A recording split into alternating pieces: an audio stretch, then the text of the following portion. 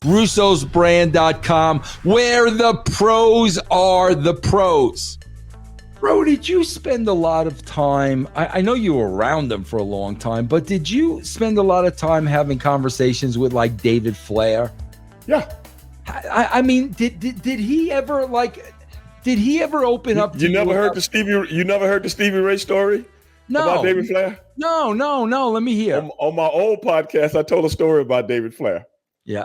And man, the people thought it was so well. On that podcast, I didn't do nothing but kind of like, not like you and I, but I would tell stories, but I have to make them funny. I never told stories where it was serious and people got heat and my contract got fucked over, and all this kind of stuff. It was always kind of like I do with you and I. Yeah. You would trigger something, here it comes.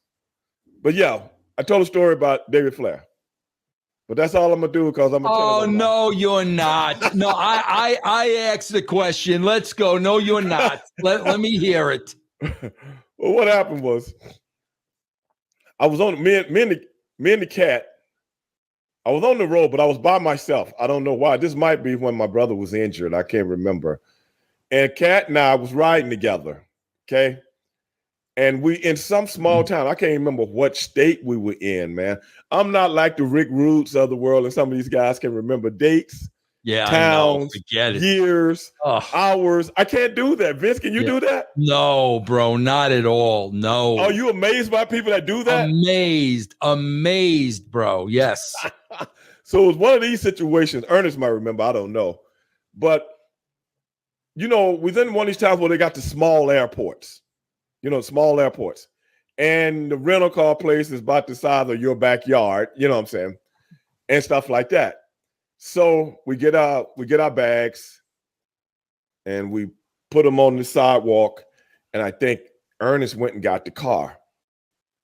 Ernest comes back. I'm coming out with the bags or watching the bags. And we look over as we look over when he stops the truck on the side. And we look and we see David FLAIR. Now you got to realize all the guys that's on this, loop are already gone. Mm-hmm. They're gone. Me and the cat, the last one, cause cat slow ass. I don't know what the hell he was waiting for. We could have been gone, waiting for his ass. But anyway, we look over. We see David FLAIR standing on the sidewalk, and the cat say, "Well, who are you waiting on?" I said, "Bro, I don't know. He must be with somebody." I'm thinking he waiting like I was waiting for the cat. Yeah. And we go, David, who you waiting on, man? Who you riding with? He goes, "Oh, man, I'm not riding with anyone." And we were like, "What you mean you're not riding with anyone? You on the loop, right?" He go, "Yeah." I said, "Well, you're not riding with anyone? Well, what are you doing out here?" "Well, I just got a call. They sent me a ticket to come." So me and the cat look at each other like, I can't believe they didn't put this kid out here.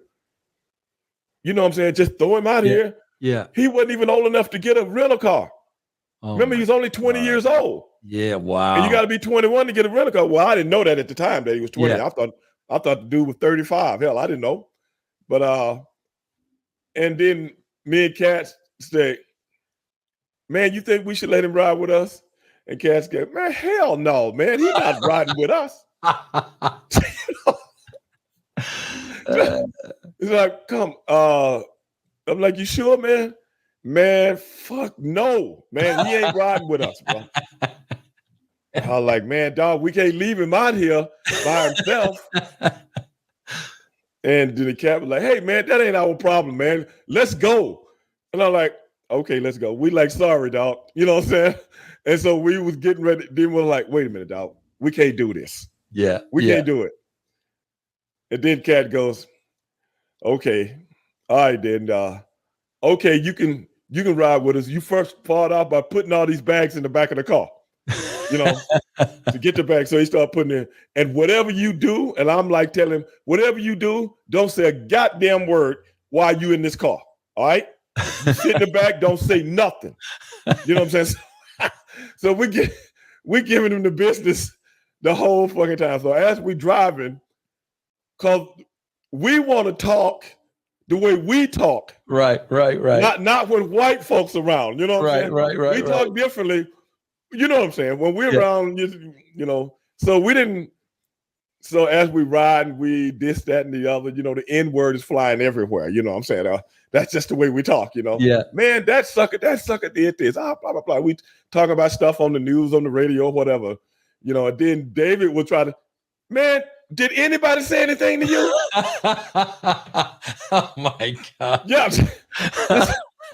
I mean, man, sit your ass back there and be quiet. You know what I'm saying? So this went on for like 2 days. And then finally we kind of gave him a break on the second day. You know what I'm saying? Yeah. But you know, when he wasn't around, we're dying laughing. Well, we're just getting the business. This is your initiation on the first time on the road. You were two brothers like Stevie Ray and the Cat. You know what I'm saying? Oh my God. That still talk to each other like this once a week. When we talk, you know, we still talk all the time, and that's all we do is curse each other out. You know what I'm saying? God. And but that's love in our community. You know what I'm saying? Of course it is, man. But after everything was over with, man, we was like, hey, man, you know, next time, man, you need to talk with the office about stuff like this. They can't send you out here like this, so on and so forth. And we ended up at the Nitro. You know, we did a couple of days, and we ended up at wherever the Nitro was that Monday. So me and the Captain pretty much forgot all about it. And then Ric Flair comes up to me at Nitro, and he says, Stevie Ray, can I talk to you? Yeah, I mean, he pulls me to the side and he's like, man, I just want to thank you for taking care of my son on the road this weekend, because I had no idea they had put him out there. Wow. And so on and so forth, man. And, you know, he told me, you know, you and your cat took care of him, stuff like that. I just want to let you know, man, I appreciate that. I was like, man, no problem, bro. Because I remember me and my brother going through a situation like that years ago too. You know what I'm saying? Yeah. And with WCW in a situation similar to that, not exactly like it, but similar.